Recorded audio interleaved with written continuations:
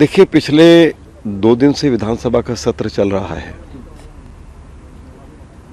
हमने विधानसभा की deputy speaker साहिबा से यही आग्रह किया था और नोटिस भी भेजा था कि दिल्ली में अरविंद केजरीवाल की सरकार के द्वारा हजारों करोड़ रुपए का शराब का घोटाला किया गया है। उनके deputy chief minister Shri Manish Sisodia के खिलाफ सीबीआई ने एफआईआर दर्ज की है।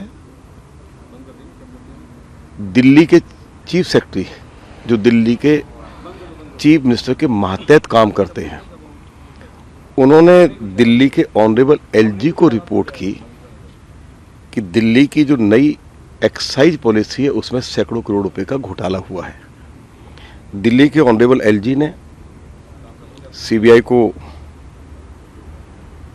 इंक्वायरी दी। सीबीआई जांच कर रही है। डिप्टी चीफ मिनिस्टर के खिलाफ एफआईआर हो गई है।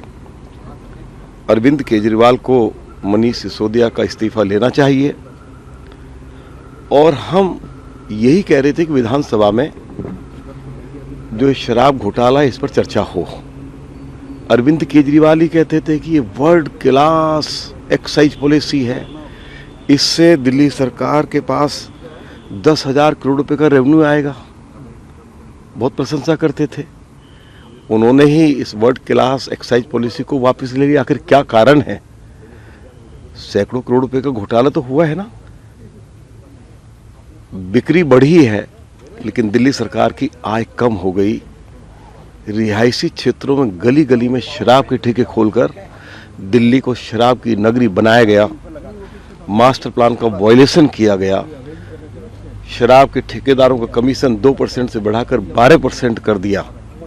144 करोड़ रुपया दिल्ली सरकार के खजाने से निकालकर शराब के ठेकेदारों को दे दिए। 30 करोड़ रुपया अलग से दे दिए। बियर पर 50 रुपए की और उनको कंसेशन दे दी। तो भयंकर नियमों का उल्लंघन हुआ है। हमने कहा इस पर चर्चा हो। और अरविंद केजरीवाल चर्चा से क्यों भाग रहे हैं, वो रिप्लाई करें। दूसरी बात हमने ये कही कि दिल्ली में जितने भी दिल्ली सरकार के स्कूल्स हैं उनमें कच्चे कमरे और कच्चे बाथरूम बनाए गए हैं। एक कमरे के ऊपर, एक बाथरूम के ऊपर 33 लाख रुपया खर्च हुआ है। सीवीसी ने 2020 में रिपोर्ट दे दी और ये शिकायत सीवीसी को हमारे पार्टी के वरिष्ठ नेता और विधायक श्री विजेंद्र गुप्ता ने दी। और सीवीसी ने यह माना है कि इसमें बड़ा भारी घोटाला हुआ, लगभग 2000 करोड़ रुपए का घोटाला है। अब इस पर भी दिल्ली के ऑनरेबल एलजी ने दिल्ली के चीफ सेक्रेटरी से रिपोर्ट मांगी है। तो अरविंद केजरीवाल को तो स्वागत करना चाहिए ना, लेकिन वो विरोध कर रहे हैं। उनके पेट में दर्द हो रहा है। हमने कहा कि दिल्ली में हजारों करोड़ रुपए का डीटीसी का घोटाला हुआ है। सीबीआई उसकी जांच कर रही है। दिल्ली विधानसभा में इस पर चर्चा शुरू कराई जाए। चर्चा से भाग गए।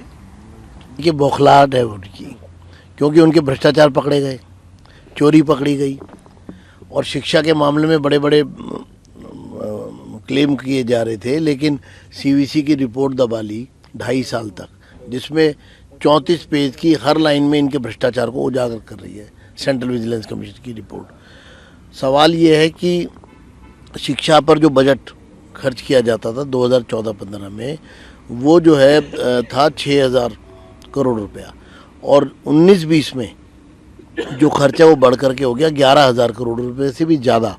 लेकिन बच्चों की संख्या 15 लाख से घट करके 2014-15 से 2019-20 में कम हो गई। और देखिए 6 लाख बच्चे स्कूलों से नदारद हैं, यानी कि 55% अटेंडेंस है कक्षाओं में। कच्चे कमरे बनाए हैं, उनमें भ्रष्टाचार कर लिया। शराब की नीति में आप देखिए, शराब की नीति वापस ले ली, भ्रष्टाचार कर लिया। बसों की खरीद के लिए निकले तो उसमें भ्रष्टाचार, डीटीसी की बसों में भ्रष्टाचार कर लिया।